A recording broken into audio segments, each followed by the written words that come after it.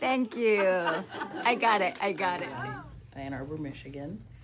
And I moved to California in 1993. So I've been here a while. I think I've been here longer than I was in Michigan, but I go back and forth a lot. So today I want to talk about an event that I have coming up. It is going to be at San Francisco's Golden Gate Park at the Conservatory of Flowers, and it's an art festival, well, an art exhibit. I'm going to be doing an art exhibit, and the public is invited. I do have some flyers, so if you're interested, just let me know, and I'll run out to the car and get them. So Edi is going to be participating. We have several artists that are from Monterey County who are showing up, and we have some beautiful artists beautiful art from all over, from Monterey County up to San Francisco. So if you don't want to present your art, you don't have to, but you can come and spend the day with us all. We're going to have from 10 to 4, and you can have a picnic. The park is really cool because you can have beer and wine, bring it yourself, and you can just hang out all day. And we're going to have some music, there'll be a couple food trucks, and art that you can purchase. So I brought one of my pieces that I'm going to be showing at the event, and it's called Nostrium from My Garden, my garden is actually the whole front of my yard is full of these. So do you know what a nostrium is? You seen them before? Am I pronouncing it right? It sounds kind of French. I thought It sounds very French. Nasturtium. Nasturtium. Okay. I was calling nasturtium.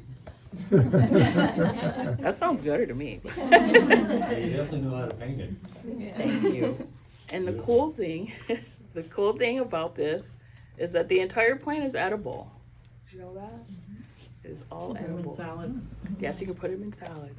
But I decided to be a little bit more creative, and I put them in the jar with, want to know what the ingredient is? Can you guess?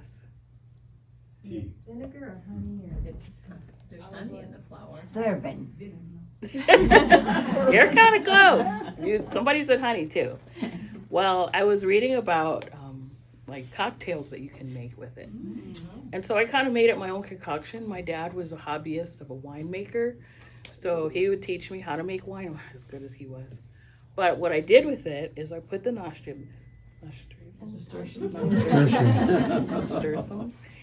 Okay, so I fill it up. I have a bunch of jars. We go to a barter fair, say once a month, so I'm going to take it all to the barter fair. So it needs to sit for about 2 days.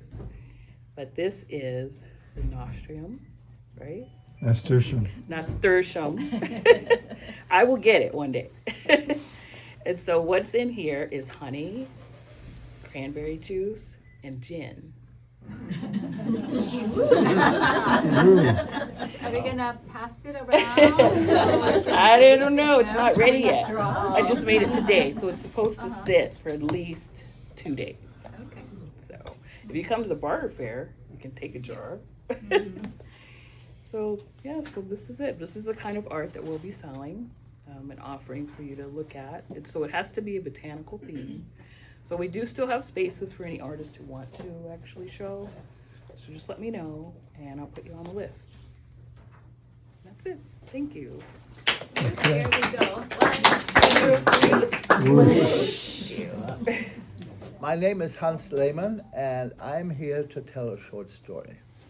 And you all are in luck, because by coming here, you're saving $20. Because otherwise, you'd go to the Cherry Foundation on May 14th, where they're going to have an evening of short stories. So my short story started many years ago, long before any of you were born. I was in my 20s, and I had finished college. I had finished 2 years in the military, and I was feeling good. I don't remember if I had a job or not, but I had heard about Nepenthe. You all know Nepenthe down here. In those days, they were open on April Fool's Day and closed on Halloween with a huge, big party. I mean, it made Carnival in Rio look like nothing, made New Orleans look like nothing. They still have one today, but it's not like it was back then. Anyway, I decided to go. I had a friend. I asked her to tie-dye purple, a pair of long johns for me. I thought purple long johns were the appropriate dress to have. And I maneuvered my old Dodge down there, and the party had just begun. You could feel the air, you could feel the excitement, you could feel this wildness, which the Nepenthes Halloween party has, full of costumes. I went to the bar, and a beautiful harem creature comes up to me and says, "I like your lips." Nobody had ever said it before, before or after or since. I thought, that sounds pretty good. And then she said, "But watch out, I got a boyfriend, and he's really possessive." That sounded bad. Anyway, I kept on running into her. I kept on running into her behind the bar, behind a tree, in the corner, over here, over there. We had a little kissing here, a little kissing there, nothing fancy, but I fell totally in love. Always concerned about the boyfriend. So suddenly the day had just vanished. It was 2:00. She came up, she said, "We have to leave. Why don't you come? We're staying at the hot springs." Now in those days, the hot springs were called Slate's Hot Springs. Today it's Esalen, very fancy, very chic. Then it was very primitive, had a little lodge, had a little bar, had some bungalows, and that's where these people were staying, and I decided to go down there too. Rode down my car, went to the bar, half a dozen people, some in costumes, some not, and of course, my femme fatale did not show up. What did I expect? So ordered a brandy. I thought that was the thing to do, and sat in the bar and waited, and she did not show up. And finally, after about an hour, I got up, went away, and just then she appeared. Sorry, he did not fall asleep. So, where we go? She grabbed me by the hand. We went down to the baths. Now, in those days, today they have incredible facilities, but in those days, they had baths for men and baths for women. One side was men, one side was women. There were 4 tubs right on the ledge, overlooking 200 feet into the surf, overlooking a granite wall behind you. Nobody was there. This was just a dream. I mean, I wasn't sure. I thought maybe it was a dream. So I went down to the men's side, and I started taking off my clothes, and she prepared the bath, a little hot water, a little cold water, and just then she froze and looked over my shoulder. She said, "There's a light, and it's coming this way." And there was a light, and it did come this way, and shone on her, and shone on me. And I freaked out, and there was a growl. "Mister?" I stood like a statue. "Mister?"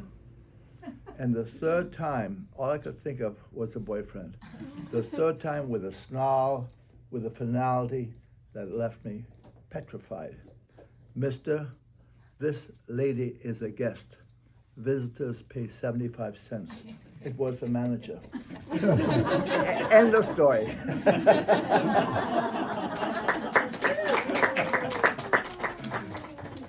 75 cents is really terrifying. Well, let me tell you, that particular night was terrifying for me. Okay, we have So- a better voice for you. 1, 2. Whoosh. Thank you. My name is Goy. I'm a founder of Thai is Fun, and Thai is Fun is a Thai and Asian cooking class in town. So very easy to find me. You can Google cooking class near me, and you're gonna see Thai is Fun probably right there. So, and you're gonna see us, and you're gonna see what we do. So I think a couple months ago I came here. She invited me, which is I'm really thankful, to share my Thai is Fun favorite tray, which is it's like a Thai charcuterie board that day. And I thought, oh, you know what? Today I have something more to share, which is Thai is Fun cookbook. So I brought it with me. When I create this book, I thought I want to make it like a gift book. So it's not just a cookbook, it's not just a recipe. And I'm thinking, because I have been teaching over 25 years, so I know that people who like to cook or people who not know about Thai cuisine, they might find it intimidating to cook something that they don't know. And because of that in mind, so what I create this book. So this is the recipe that we also teach in our class. So we have like about 25 recipes. Also we share the benefit of the ingredients we use in our recipe. Do you know that Thai food is one of the healthiest cuisine in the world?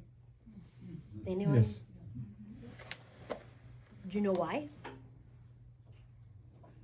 You know why we are one of the healthiest cuisine in the world? Peppers. Okay, good. All right, because we are using fresh herbs and fresh vegetable in our cuisine, and that's what we eat all day, every meal. And when I have cooking class, people here like to ask me, so what do you cook during holiday? And I would say, this. That's what we cook today. We don't have to wait to cook good, healthy food during holiday, which is 5 times a year in the States, right? So that's the part of what I like to share. And also, after the recipe, after the benefit, and all recipe, you can open it up, and then they're going to be in one page. We have a beautiful introduction about each recipe, and also this is the best part about the book is, so the back here we give you the ingredients of what we use. So it's very easy. You can go to the market and say, this is what I want. Because this is what another thing that customer come to my class and always ask. When I go to the market, I just see a lot of things I don't know, and I don't know what to pick. So here we go. This is gift book from me to you, and for you to everyone who love Thai food and healthy eating. Okay, last but not least, it's a quick one. We also have the recipe on the edible online on the April 14. We just launched this last Monday, April 13. So it's still hot and sizzling. So don't forget to go look at it on Amazon. Again, you can go Thai's Fun Cookbook. Bam, you're gonna see me come up and smiling at you. And ready to go home with you to cook.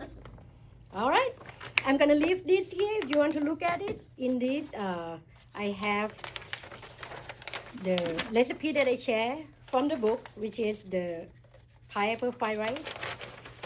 And this recipe actually is the family favorite. My husband is Portuguese, and 5 years ago, my mother-in-law started to ask me to cook Thai food. And then I say, okay, I can do that. And since then, now Thai food has become holiday food in our holiday, with the family. So I'm going to leave this here. You can look it up. And that's all I have. Thank you. You cook for any restaurant here? No. I teach cooking class. That's mainly. Occasionally, I do catering and do Thai charcuterie board that I just mentioned. That's what I do. And to get the book, you can go to Amazon. Yeah, you can go Amazon and say Thai Fun Cookbook, and again, you're gonna see me. Is it look like me? That's another thing. I'm like, this is my avatar, but I hope it look like me. All right, so that's all. Thank you. Very good. Well, hi, my first time here. I met Eddie at a recent Chamber of Commerce mixer over at the Women's Club, and she told me about this little group that gets together. And for the video, could you say your full name? Yes, my name is Eric Smith. I'm here as the president of the Robinson Jeffers Tour House Foundation. Anyone know about the Tour House? Yeah. Good. It's amazing how many people that live and maybe have lived here all their lives don't know about Tour House. So I'll save that for July 27th, but I will tell you a little bit about it. It's the property has just recently been put on the list of National Historic Landmark. So we've been on the National Register since the 70s. And a couple of years ago, about a year and a half ago, we were made a National Historic Landmark. So one of the very few around, I think probably the only one in Carmel that I know of. And it's a very important property. It was built as the home of Robinson Jeffers, the great American poet from the early 20th century, and built this amazing stone house by himself. with big granite boulders that he took out of the ocean at the bottom of the cliff. So I'll leave it at that for now, but it's a fascinating place, fascinating life that they lived out there. They moved in there in 1919, so over 100 years ago. And we are celebrating our annual spring garden party there this coming Sunday, the 3rd of May. Eddie, I brought a flyer I can leave behind if I can. So this is open to the general public, $30 for adults, $15 for students. And we'll probably have 150 to 200 people out in our garden. We'll have plein air painters, we'll have music, we'll have a bagpiper up on top of Hawk Tower. We'll have poetry readings, and a bunch of the docents will be around to explain the story of the Jeffers family and the property there. So I'll leave this ready. Okay, great. And I thought I would, since we were offered the opportunity to maybe talk about something we're passionate about, I thought I might read you one of my favorite poems of Robinson Jeffers. Hans, you know this one, I think. This one's called Continent's End. At the equinox, when the earth was veiled in a light rain, wreathed with wet poppies waiting spring, the ocean swelled for a far storm and beat its boundary. The ground swell shook the beds of granite. I, gazing at the boundaries of granite and spray, the established sea marks, felt behind me mountain and plain, the immense breadth of the continent, before me the mass and doubled stretch of water. I said, you yoke the Aleutian seal rocks with the lava and coral sowings that flower the south. Over your flood, the life that sought the sunrise faces ours that has followed the evening star. The long migrations meet across you, and it is nothing to you. You have forgotten us, mother. You were much younger when we crawled out of the womb and lay in the sun's eye on the tide line. It was long and long ago. We have grown proud since then, and you have grown bitter. Life retains your mobile, soft, unquiet strength and envy's hardness, the insolent quietness of stone. The tides are in our veins. We still mirror the stars. Life is your child, but there is in me older and harder than life and more impartial, the eye that watched before there was an ocean, that watched you fill your beds out of the constant condensation of thin vapor and watched you change them, that saw you soft and violent wear your boundaries down, eat rock, shift places with the continents. Mother, though my song's measure is like your surf beat's ancient rhythm, I never learned it of you. Before there was any water, there were tides of fire.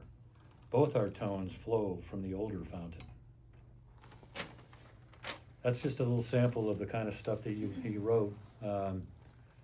All founded on this place, the Central Coast, from basically Pescadero Point in Pebble Beach down to, say, San Simeon. That was Jeffers' country back in the 30s. He was on Time magazine in 1936 on the cover. Ed Weston photographed him. Just a really fascinating story. You have a chance to get introduced to it on Sunday if you want to come by. You can go on the website and buy a ticket, or you can come and pay at the front gate. We'd love to see you there. Great. Whoosh, whoosh. Thank you. Hi, my name is John Haidt. I'm from San Luis Obispo originally, but now relocated to Carmel. I want to thank Eddie for putting on this event. This is really exciting and really cool to see everybody together, because I do believe that the future is collective and collaborative. I actually created this guide to Carmel. I've been visiting Carmel since I was a little boy, but I have a guide to Carmel, and it's just called Carmel-by-the-Sea. I came to this town with the idea of I do photography and I write, and I came to this town inspired, not really knowing why I was coming here, but once I started to get involved with the community, I don't know, I think maybe a lot of people here know who Joaquin Turner is. When I would come and visit Carmel, I would pop into his gallery when he was in Nicole Cromwell's gallery. And when I came to town, knowing that I wanted to create this guide, I went and sought him out. And over the past year, we've become really close friends. And first, the idea was to create a guide celebrating the community and all the businesses within it. And after the first edition, which is this, it released October 8th of last year, I realized I wanted to focus on the art community because of how powerful that community is here. I know with the invention of AI and the craziness that's going on, I believe that the future is for the visionaries, the people who are building, and I believe that that rests in the art community. So the next edition that I'm building is about the artists and artisans in Carmel. So I wanted to come and introduce myself. I'm around meeting. Issa's going to be in the next edition, along with a lot of other artists who have galleries in town. And like I said, the idea is to create a guide showing all of the history of Carmel through the artist lens and how that's pioneering the future. So yeah, that's what I do. I have copies of the guide. I can, if Eddie, if it's okay if I leave them here. Yeah, They, absolutely. they are free. I've featured, they're located, they're gonna be in, they're in the major hotels, they're in the airport, as well as anybody who I featured in the guide has them to distribute within the community.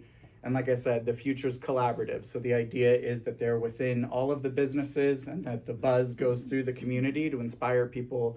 If you like one artist, there are other artists out there too, and this idea of discovering each other. So that's a little bit of what I do. But again, the idea is that it's highly visual. I do all the photography, and yeah, it is very visually driven, but also my focus is meeting the artists, hearing their story, and then creating from that to tell their story to the community, the greater community. So like I said, all very visual. The words are an enhancement to it, but again, everything is so visually driven that I want to use my talents, which are photography, and now recently realizing I'm pretty decent at writing. So yeah, this is my guide to Carmel, and it's simply named Carmel-by-the-Sea and presented by House of Height, which is my business, and it's just my perspective of the beauty of this town. So that's a little bit about what this is. You'll see it around town, and thank you guys for creating and building, because it's inspiring me, and you guys give me the excitement to create. So thank you, all of you, everyone in this room, and Eddie, thank you. And then I'd like to ask a question. Yes, sir. I think it's amazing you're doing this. How do you support yourself otherwise? I think doing something like this is taking a flyer, which is beautiful, but does that pay the rent? So that's a great question. The guide is advertorial. So I work with businesses. This first one was businesses. Now it's artists to tell their story, and all the photography and the writing that I create is then turned over to the artist to use however they want to be, whether it's social media, it's advertising. But my belief is that if something's beautiful, people won't feel like they're being advertised to. So I pay the bills by selling advertorial space, but it's a collaborative nature. Hi, everybody. I'm Susan Clark. I'm a TV host with American Dream TV. I'm also a realtor here in Carmel with Carmel Realty Company. So today I'm going to talk about American Dream TV. And I am real happy to hear so many of the stories here, because everybody is being very inclusive to the community and really showcasing our community here in Carmel and on the Monterey Peninsula. So basically that's what I'm doing, only I'm doing it with video. And so what I do is I contact local owners, artists. Eddie has been on the show before, as a number of other artists have, and some of the events like car show events, restaurant over here next door was on one time. And I have a lot of fun with it, and also I get to meet a lot of our local business owners, and it gives them a great way to get their name out there. Gets millions of views.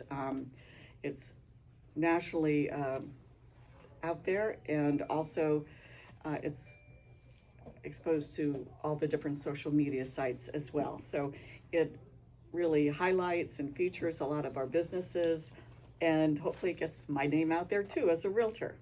So Eddie is going to show part of a segment, and I'm going to, this was on the Kimpton Mirador Hotel, the new hotel in Pacific Grove that's gorgeous.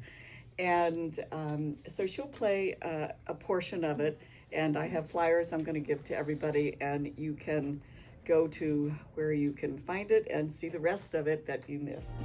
Welcome to American Dream TV. I'm Susan Clark, your host today. We're here along the beautiful Pacific Grove coastline. We're going to go get a tour of the Kimpton Mirador Hotel, which is just 2 blocks from here. It's a brand new luxury boutique hotel, and we're going to be getting a tour from the Director of Sales and Marketing, Tyler DeWitty. So let's go meet Tyler and see this beautiful hotel.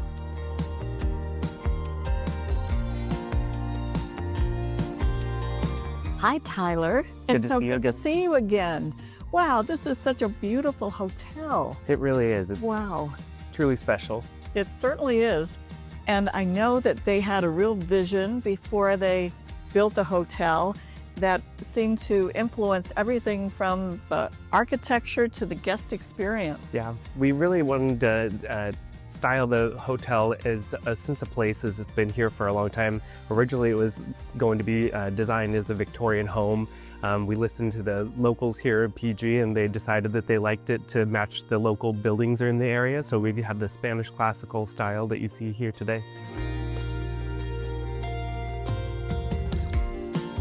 Tyler, this is a beautiful guest room, and I know that there are so many amenities and so many special things that you do for your guests. So tell us about that. Yeah, so I mean, as a Kimpton hotel, we do some of the things that all the Kimpton hotels do. So we focus a lot on wellness. We have yoga mats in all of our rooms. We have steamers, not irons in our rooms. We have umbrellas in the rooms for our guests, especially with inclement weather here.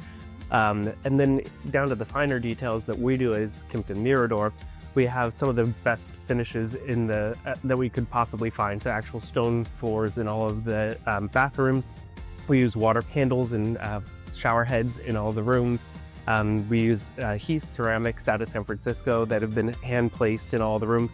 And then as a dog dad, I think this one's the biggest, is that we're the most animal-friendly brand that in all of hotels. So we have a saying, if it fits through the door, it's welcome in the hotel. So not at this property, but we've seen horses, cheetahs, we've seen pigs, rabbits, you name it, we've seen them in the hotels. And the best part is that we don't charge a single penny for that. We don't take a deposit for the animals. The animals are pretty much like our kids, so we treat them like kids here at Kimpton. I think that's really special. That is great. Well, that's just a little teaser reel, I guess.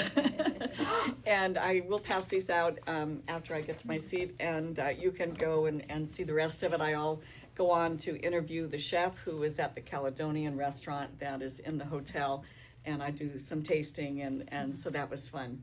And I've done all kinds of local businesses, and so I hope that you'll take a look at some of the other segments. They're fun to watch, and also you get to know your local businesses in a little different way than just going and buying something. Thank you very much. A question. Yes. Are you looking for more businesses to be featured? Or? Yes, I'm always looking for more businesses. I am filming May 7th, Crema at Lover's Point, brand new restaurant. Thankfully, I live in Pacific Grove, and I'm so happy that they have a nice restaurant now. I just had breakfast there this morning. I'll be filming that on May 7th, but I'm always looking for businesses and people to feature that have interesting things to say. It is video, so it needs to be visual in some ways to keep people's interest. So yes, contact, and all my information will be on here, so please contact me if you would be interested in being on the show, or if you know somebody that you think would be great. So thank you very much. Great.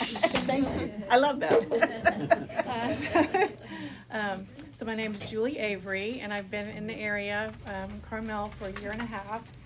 This place has always been very special to me and inspiring, and I've been trying to get out here for 40 years. And I remember the poem by Robinson Jeffers that we had come to our inevitable place without knowing it. And this is where I felt like this was my always inevitable place. So it took me a long time and many adversities to get here, but I'm living my dream life. And able to do my art. I play the piano and sing, and I've always been very artistic and love to cook. I'll be contacting you. But I'm an oil painter and discussed some of my ideas with Eddie. And so, but this is something I've tried recently. I thought you might be interested in. It's called encaustic, and it is a art medium. Could you say the name again? Encaustic. It's ENCAUSTIC. And it, you fuse layers of wax onto the wood that are colored. And whereas in oil painting where you have a brush and you can control it, you're controlling this by a torch. So you layer the wax on in kind of the colors you want and paint it, and then you use the torch to make your design. And in this, then I've carved in the wax when it's a little bit still not hardened. And so this is my first piece. I've got another one that I did, and I'm finding this a really fun art medium. So, and I don't have any flyers, so that's it. Okay, thank you. Really don't, which those of you who know me, I don't have anything prepared. I always come, think I'm not going to, I like to listen to everybody, and I don't have anything prepared, but you always so inspire me. And I've missed you horribly over the last, almost a year. So please introduce yourself. I'm sorry. I'm Dixie. Primarily, I'm a writer and a historian, but jack of all trades, master of none. And I was last year, months before the Carmel Festival, because I was working on that and too busy and everything. And then on the very last day, I got that horrible RSV flu. And then on top of that, I got flu A and B. And so I was sick in bed from October 5th to almost the end of February. And so now I'm just getting my stamina back, and here I am, and I couldn't wait to come and see you guys and hear what's going on. I feel like I've been in prison or something. But anyway, I'm excited to be here. And the good news is it gave me a lot of time to think about what I want to do now, how I want to spend my time. And one of the things that's happened in this last year is so many people have come to me and wanted me to document a lot of history or lecture on history. I know. And I've kind of been putting that off, and I've been doing all these big events and everything. So that's what I've decided I'm going to dedicate my time to. In fact, I just talked to John about us collaborating on a few things. So anyway, that's what I'm going to do. And and you were top of my list to come and have a little talk on some talk, because I promised Eddie a long time ago I would, so I will be doing that. And I'm just going to answer the call. One of the things that has inspired me to do this is what's going on with the collaborative nature that's coming out of Sacramento. And I don't know if you've heard about the California Art Collective, and it's coming out of the governor's office, and it's coming all the way down to the cities and local things. And I've just been involved in that, and it's very, very exciting. And so they're really working hard on bringing all this together. And it's something that I've tried to do in other areas, in poor little Pacific Grove, and get working together. So anyway, a lot of things on the plate, but I'm going to really focus on the history because I have so much of it, and I need to, it's been published different ways in different places and everything, and I need to get it all gathered up and put out there, because people keep asking me to lecture, and I only have a finite amount of time, so I'll give them the written word. Can I just blurt out a question? Yes. I'm just amazed that you had to suffer through that RSV 1, 2, 12, 20, Yeah. and did you have any sort of spiritual or cosmic kind of learning from all this? I think so. Was there a good thing that came out? It was this reflection of I have a limited number of years ahead. Okay. How do I want to use them in a place where I know I have a lot to share? Right. And especially because even our city has, they want somebody to come and and even teach their staff and their council members and everything about the history. They're making legislation, and when they don't understand the past, so how can they really do a good job on leading the city forward? And the Art Center, our PG Art Center, has come to me about doing some of the things. So I just thought, you know, that's what I want to leave behind. I've got 30-something years of writing and research and everything. And so hopefully I have another 30 years to go. My mother Great. did, You so will. maybe I will. Yes. So anyway, that's what it's all Thank you. about. It was great to see all of you. Oh, I just got the chills. And I will be back every month. Thank you. Oh, thank you. Hello, I'm Elizabeth Likens, go by Libby, and among many things that I do, I'm the author of this book. It's the second edition of Reflections on Transcendence, and it was, the illustrations in this are from my friend, childhood friend, Steve Lyons, who was a renowned expressionist painter. And you mentioned the technique that you use, it layers on the canvas. He used the ancient impasto technique, where it just looks like sculptures. You can't appreciate this on a 1D surface, but he passed away shortly, like 6 months after the original book was published in 2020 from brain cancer. So the paintings in this book are his living legacy, really. His partner also died within a month of him, and so the gallery that they had, it just went through all sorts of legal issues. And so I'm so glad that we did this, because his paintings will live on through this book. No other way. All of his art is in a storage somewhere, and under legal battle and all that among the family. So that's a little bit of the backstory on that. But I wanted to just read an excerpt from one of the chapters. And this is a cool bookmark. Read and the force is with you. Here's one of the paintings that he did. Wow. He didn't often do black and white, but this is one of them. So this chapter is entitled, Happiness Can Only Be Found Within You. The purpose of life has been debated by numerous scholars throughout the ages all over the globe. We may spend our entire lifetime trying to figure out what our purpose in life really is as we strive to make our mark in the world. We can find ourselves constantly seeking to be somewhere else, or even someone other than we already are. In reality, what we are longing for is our timeless self, the infinite and unique spirit that resides within each of us from the very moment that we arrived into this mortal world. Most of us have forgotten how to remain in contact with our true self. Life and its many ups and downs has directed our thoughts outward toward the expectations of others. Somewhere along the way, we began to believe that the external world has tremendous power over who we are. We have become convinced that circumstances or events that have happened to us in our lives can actually dictate who we can become, entrapping us in a predetermined mold that cannot be broken. This is an innocent misunderstanding. We are not doomed to remain an unwilling hostage of the past, or to be forever entrapped in a state of anxiety about the uncertainty of the future. All we ever really have is this present moment.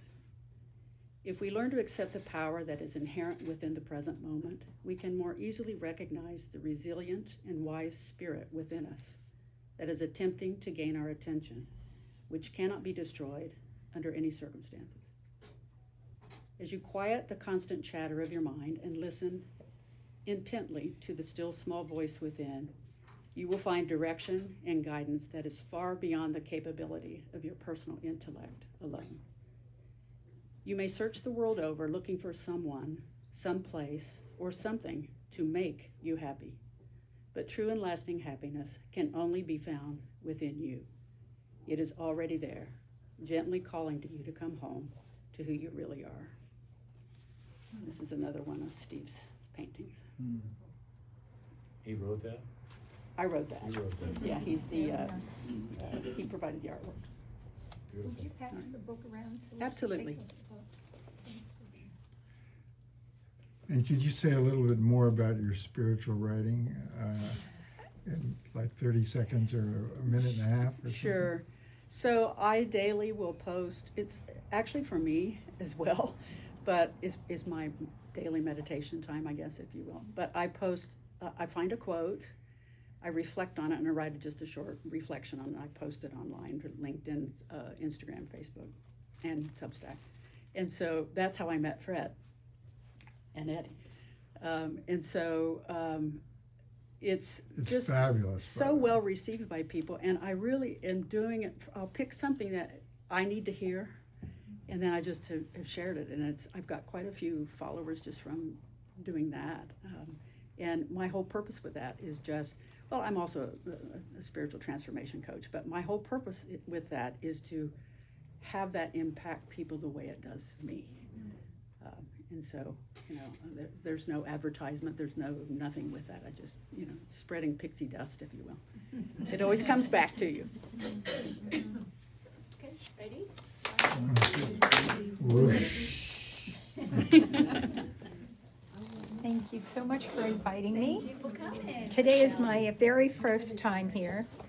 And your name is? Well, I'm getting there. I'm waiting for them to pass. I'm sorry. I'm a choreographer director, so I'm waiting for my moment. And which side, Mr. Director? I've been involved in the arts since I was born. Some of you went to the art presentation at the Carmel Women's Center and may have heard my story that I came out dancing to my father's violin. The doctor said, "Oh, it'll be hours before your wife gives birth." And just as he picked up his violin at the Yale New Haven Symphony to play Strauss Waltz, I came dancing out. And I've been dancing ever since. I was so fortunate to be in an environment at Yale University of some of the most renowned musicians and artists, and the history of growing up at a place that was such a community of interaction between the arts, architecture. And it was a transitional time. My name is Rochelle Davis, and my name is Rochelle because my grandmother was Rose, and they took the biblical name Rachel and honored my grandmother Rose, so it became Rochelle. There's some French in the family. There's a place called La Rochelle, France, and there's New Rochelle, New York. And the French were very involved in the beginning of our country. So the interrelationship of the arts has always been so close to my heart. Music, dance, the paintings of many different styles, sculpture. Architecture for me is frozen dancing or frozen music, because it's the visualization of the textures, the forms, the balance. And the beautiful thing about life is movement. Whether it's movement in a painting or movement in our body, life is about movement. And my philosophy teacher made a tremendous imprint on me when I was 17 or 18. And he said, movement is life and stagnation is its opposite. So it's a very deep feeling in me that we always need to find that place within where we can connect to the movement of creativity and life. And how that happens is unique to everyone's DNA, to your talents, to your perhaps unfound talents, and to the way your mind and your body work together. So after having many injuries as a dancer professionally in New York, I found the path to healing through yoga when I was quite young, and Tai Chi, and the body-mind connection. So in this area, when I've come to the Carmel area, it was to bring that process of healing into my work. So movement is a healing modality. It also is a very spiritual modality because it brings ritual to our lives, and it brings a sense of connecting to life. So I began doing dance at Carmel High School and All Saints Day School and all around the peninsula, and always interacted with artists. So I'd like you to realize that you're all dancers, you're all movers and shakers inside. And so I also work with meditation, and I work in multimedia, because then as my mother was waning and I was nursing her for many years, I wasn't able to get to studios so much. So I started painting, doing collage, and expressing myself in two-dimensional art. So I'm going to invite you to have courage and just stand up. And if you feel like there's a balance issue, please hold on to the back of your chair or to the side of a chair and just feel your feet for a moment. It's the foundation of your posture. So all artists, all creative people, 20 minutes, sorry. all humans need a foundation. And in the creative process, we start with going within and connecting to Mother Earth and the heavens and feeling that flow of breath and that flow of what we call the prana in yoga, or the chi, tai chi. It's the flow. And here I go. So before I let you go, just try swaying a little bit and feeling movement. And when you're stuck in your art form, maybe just stand up and begin to put on some music that feels good to you. And once you start to sway, you'll start to move the energy within you. And as you breathe, perhaps a new thought will come, because oxygen is needed to think and to create. So I am very happy to be with you. Boy, that time goes like that, because you enter timeless time. And thank you for my very first time with all of you. Okay. 1, 2, 3, whoosh. Woo, thank you. I'm Vicki Saris, and I'm an environmental biologist. And although I've lived here 25 years, I'm from upstate New York, and I work with the Adirondack Park Agency employees developing programs that bridge art with conservation by creating public awareness, bridging science and conservation. So the moral to that story is that the Adirondack Park is a 6 million acre, the largest protected land in the United States of public and private use. And my work, I'm a photographer, but my work started working with Robert Kennedy Jr. when he was a young environmental attorney, when he filed 500 lawsuits to clean up the Hudson River with PCBs, and it actually worked. It took us years. But General Electric just finished a 10-year, $2 billion cleanup dredging project of the Hudson River. So these are positive environmental conservation stories. And I'll go back this summer. I go every summer to Lake George and work with the employees of the park agency to develop programs with students and adults, art programs to inspire conservation. I brought gifts today, and our group has dwindled. So there are enough photographs here for everyone to take 2. So pick one that inspires you. And thank you for listening to my story. Wasn't Lake George where Georgia O'Keeffe Yes, did some painting with Bolton her Landing. husband? Yes, I have a home there. Yes. that And was people still wonderful. come to Bolton Landing and want to know where Georgia O'Keeffe is. And of course, Stieglitz's home, Stieglitz's home. it burned down. Oh, it did. But the Oh. town had to put up a sign. It was here, so, because everybody comes to Bolton Landing looking for Georgia O'Keeffe. So thank you for asking about that. And when you mentioned Robert Kennedy, you're talking about the current HHH. Robert Kennedy Jr., Yeah, yes, that he was when he was a young man, please. he's an attorney, Yeah. and he was an environmental attorney. And his family was very active in kayaking in upstate New York, and I knew them. So he's formed River Keepers, and River Keepers is still alive, is still an organization, and he filed 500 lawsuits against environmental polluters on the Hudson River, and literally was able to engage in cleanup that starts above Lake George all the way down to Manhattan. And Pete Seeger was very involved. Yes. Right? What was the name of his boat that he used to sail on the Hudson? And he would sing and raise money for cleaning up the Hudson. I don't know that I know the name of the boat. Yeah, I know, but it was saving the Hudson. Yes, I was working with the Nature Conservancy then. Oh, lovely.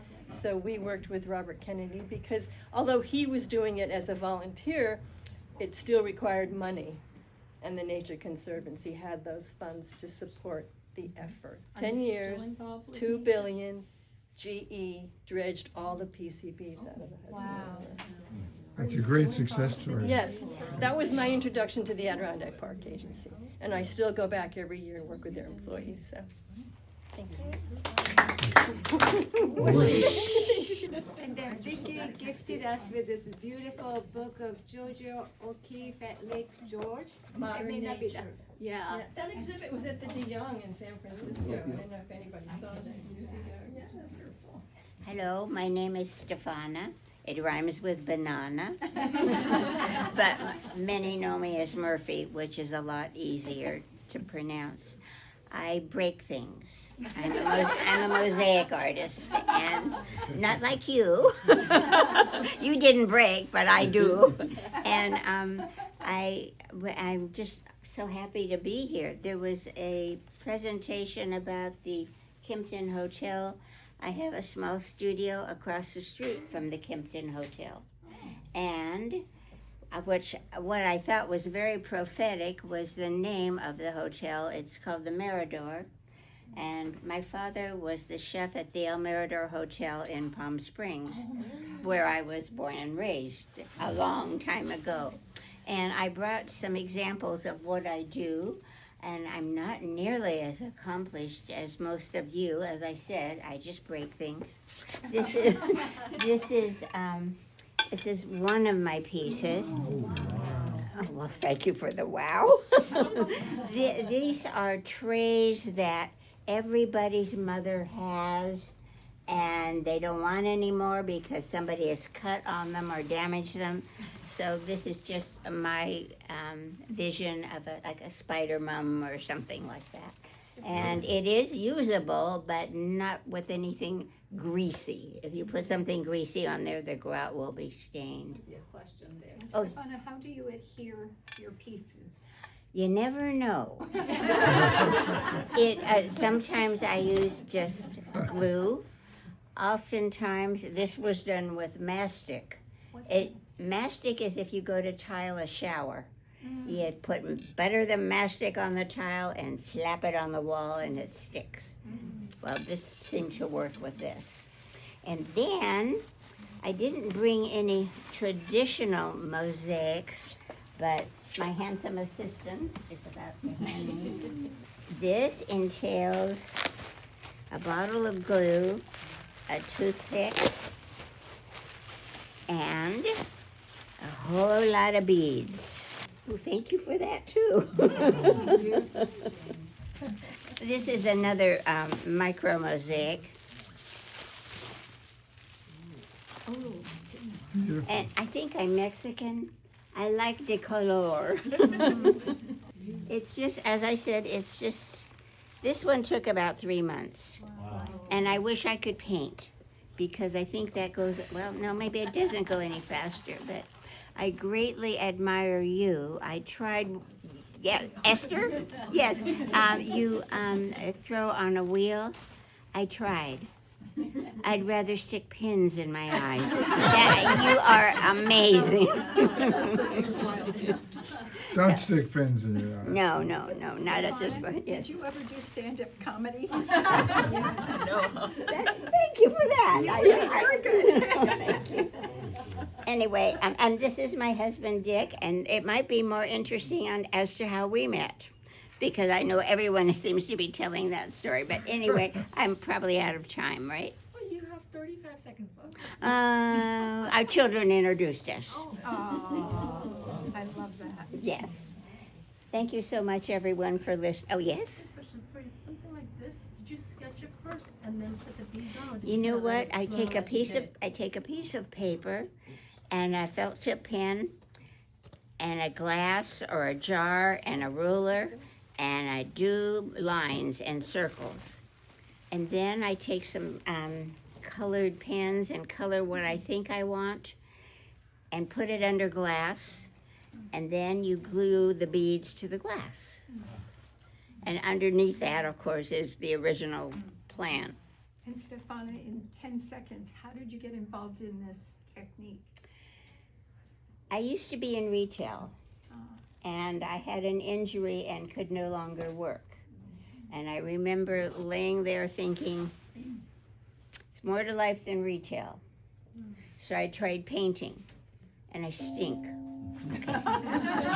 Well, okay, and then I tried throwing pots, and as I said, and then I tried mosaics, and I knew. It was a fit. 20 minutes, I knew this is what I like to do.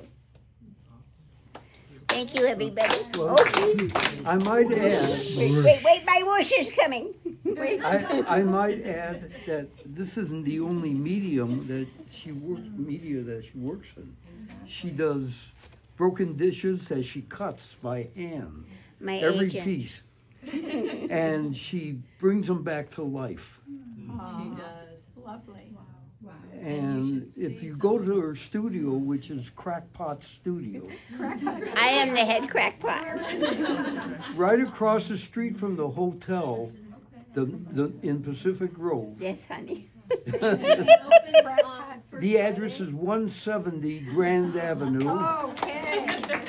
You'll see all kinds of incredible things that she's done. I think we should wish your hubby. Oh, yes, absolutely. Okay, I'm gonna wish you one. My name is Dick Robbins. What? Did I get my Every wish? artist's name is Dick Robbins. And I taught at Carmel High. What year? 15 years. I was the head of the music department. Wow. I was head of the music department because I was the only one in the music department. Was that before or after Mr. Avila? Yes, Right after. right after. And I was teaching dance there. I knew you looked familiar. Isn't That's that an int- 40 that- years later? Do we have a couple of seconds here? That's an interesting story about Avila. I worked with him. Avila was one of the music teachers. When he passed away, they hadn't had a music program for 10, 20 years They lost at their the high funding. school. They lost their money. And they called me. I was living in Southern California, and they called me and asked me if I'd come up for an interview. And I went up to the high school, and I said, okay. I refuse to have a marching band because I've done that before and it takes too much time. And I'll have a pep band, and we're going to have all our concerts at the Sunset Center. All the kids are going to be wearing tuxedos. Oh, I love it. And I got up to walk away. And they grabbed a hold of my shoulder and pushed me down and said, "We want you." What year was that? We started off with 20 kids. In 3 months, we put on our very first concert. Leon Panetta was one of our guest artists. He was a child prodigy in piano, and he played 2 Chopin numbers. The Sunset Center was totally packed. And then David Whitrock, I don't know if you people remember who David Whitrock, but he was the voice of KRML. No, K-Bach. Oh, K-Bach, I'm sorry. He was the voice of K-Bach when K-Bach was a classical station. And we played Peter and the Wolf, and he narrated it. Oh, wonderful. I love it. And this was after 3 months of just starting a music program with 20 kids. So, and wish. Don't forget to go to her studio, Crackpot Studio. Okay, hi, I'm Jewel Masoneff. I grew up in Salinas since I was 6 years old. I spent a lot of Sundays over here going through art galleries with my mom when I was a child. And she'd usually look at this things and she'd say, you could do that, or you could do that, or you could do that. And there was like some sculptures I'd go home and do. And then there's fine art that I never got to that level. But I've done different art things most of my life, for church or for somebody's house, or clouds on the ceiling in a few places. But I've never really tried to hone up my skills. And so now I'm at a point in my life, and I was kind of talking to God and say, why don't you give me this or that or that? And he says, I already gave you skills. You're just not using them. And so I live just down the street from Hartnell College. And so I decided, well, I should go take a class and I should get some basics. And also their art building is letter J. So that's my building, and I belong there. And so also in the same time frame, say the last year or so, but I have some kids who opened up a restaurant called Hatch in the Barnyard. They do Southwest cuisine, and they had to redo the decorations inside, and I'm like, look at that wall, it's ugly, it needs to be painted, and look at that ugly wall. And so my son-in-law doesn't really know how much I could do, so he let me do one wall, and they liked it, and he said, let me do another wall. And so I have a Southwest scene, and I have this big giant roadrunner in there. And then he's like, can you carve me a wooden Indian something? So I have this 4-foot by 30-inch carving flat of an Indian headdress in there. Well, that was a new skill. But somebody gave me these tools a few years ago when their mother passed away, and I hadn't really used them yet. So that turned out really good. So I just brought some things I thought I'd show you. In my class at Hartnell, we had to do the basics of grayscale, and we had to pick an architectural building. And so I drove all around here because I wanted something local, and I get to hang anything I paint over at Hatch. You know, and if somebody wants to buy it, that'd be even greater. So I'm working on things that will fit within his restaurant, who needs a lot more help in the art department. So that was my black and white. And then the next one we had to do a still life in just purple and yellow. And so I'd never been limited to these things before. So only thing I could find purple at home was this blanket, and I couldn't find a yellow object, so I found that gourd out in my garage, and I'm like, well, let's make it yellow. And so to tie it into the restaurant, we added the roadrunner on it. But this is the gourd that I have. It's been hanging around for 30 years waiting to come to life. So I painted the gourd so I could paint the painting. And so that's a level where I'm at. And, Fantastic, that's great. and then in the same class, I thought I was taking a watercolor class, but that's not what it turned out to be. It turned out to be a painting class. So we started with acrylic, and then we went to, that one's oil paint. That was very difficult. I didn't really like working with oil paint. And, we don't need that. And so then we had to do watercolor exercise and just doing values and distance. And so this is what we were to take. And then we had to do a scene. So I'm like, okay, let's do a Southwest scene. And I struggled with this a lot. I had to change the foreground because it didn't match this and that he wanted us to do. And so then I said, fine, I'll do the Big Sur. Wow. So then I also did this one, which could use a little more work. And maybe a runner or two. Yeah. Yeah. So somebody asked me what medium I do, and I said, I don't really know. I've always done whatever anybody threw at me. The largest thing I've ever done was a 40-foot by 12-foot wall of plywood that had to look like a old fence for Streets of Bethlehem and Salinas. And I just went to the paint closet and poured everything into a bucket until I got some color, and I made it happen. So I don't know where I'm going, but I'm working on it. Nice. So thank you. We're going to Hatches to see your Yes, go to Hatch. You can see my artwork over there, and you have good food. Yay. So yes. Ready? Thank you. Hi everybody, my name is Jenna Navarro.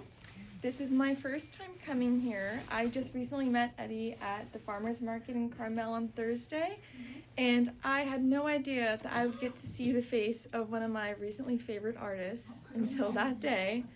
And I had recently seen her work throughout different restaurants and always adored the otters because I do currently attend CSU Monterey Bay. It's my second year and also my last year as I'm graduating this May. I'll get my bachelor's degree in fine arts. I'm a visual and public art major.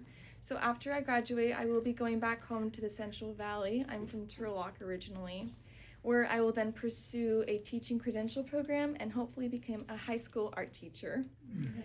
So I have been an artist all my life, even when I didn't want to be. I have held a pencil since I could walk, and I used to want to be a veterinarian. My mom did not let me. She said, you are going to be an artist, and that is exactly what I am doing. I'm going to be an artist. So a big part of my art as of recently, I've felt called to create religious works as I am a non-denominational Christian. And it's a huge part of my life. It is my life to spread the gospel of Jesus Christ. This painting in particular was actually at my school's exhibition called Creative Currents, and it is inspired by my favorite Bible verse, Isaiah 43 verse 2, which I have right here to read to you if you've never heard it. When you pass through the waters, I will be with you, and when you pass through the rivers, they will not sweep over you. When you walk through the fire, you will not be burned, and the flames will not set you ablaze. So this verse is very important to me. It's very sentimental to me because life is hard for everybody, but when you have someone and something that's much bigger than you, it makes it seem so much smaller, and it makes it seem so much more feasible because you're not relying on your own strength, you're relying on the strength that's above and created you and bigger than you. So my mission in life, even if people don't know my name, that's fine, I'm nobody, but I want everyone to know Jesus, I want him to know his name, so that is what inspires me, and that's it. Thank you. Before you sit down, I think you're going to be a fantastic teacher. Thank you. You have the gift for presenting your message to all of us. So congratulations. There are very few young people who speak as beautifully as you do. Oh, thank you so much. I agree with that.